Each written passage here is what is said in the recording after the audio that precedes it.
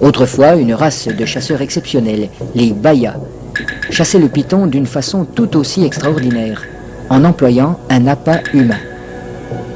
Il arrive que les hommes de Mbao aient eux aussi recours à cette technique. Naina, le chef pisteur, va introduire une jambe dans le terrier et la fera avaler volontairement par le python.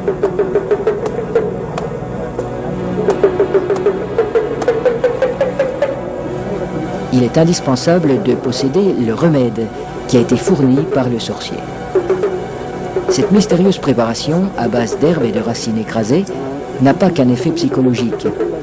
Elle a le pouvoir d'attirer le serpent tout en protégeant la jambe du pisteur. Le remède agit encore comme un lubrifiant.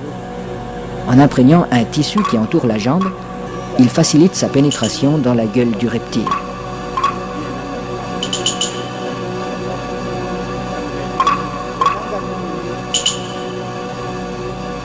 La jambe appât restera en principe intacte, car le python avale simplement cette proie qui vient à lui.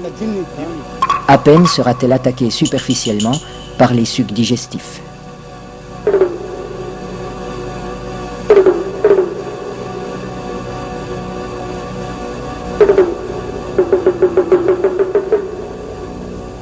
Cette chasse n'est pas sans risque. Un python particulièrement puissant pourrait entraîner l'homme dans son repère. La jambe restée à l'extérieur limite ce danger, mais le pisteur court le risque d'être désarticulé.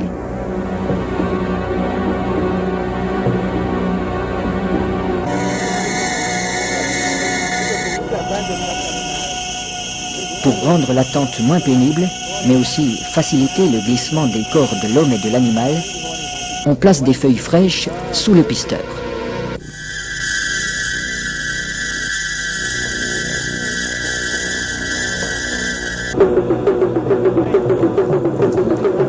Sa jambe est déjà avalée au-delà du genou quand il commande qu'on le tire en arrière.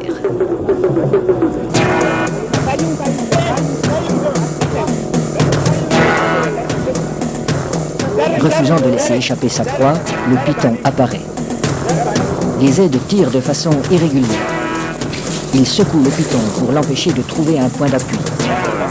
Le pisteur relève son pied à angle droit pour ferrer le serpent à la manière d'un hameçon. L'animal se sent piégé, mais il ne peut plus lâcher la jambe. Le python est maintenu allongé. Il faut éviter qu'il ne s'enroule. Cette position lui enlève une grande part de sa force. Pour dégager sa jambe, Naina déchire la gueule du python au couteau.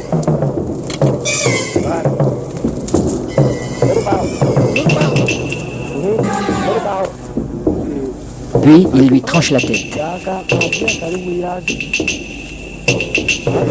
Les autres pisteurs relâchent progressivement le serpent. Dans un premier temps, le corps décapité reste inerte. Puis apparaissent des ondulations nerveuses de plus en plus puissantes.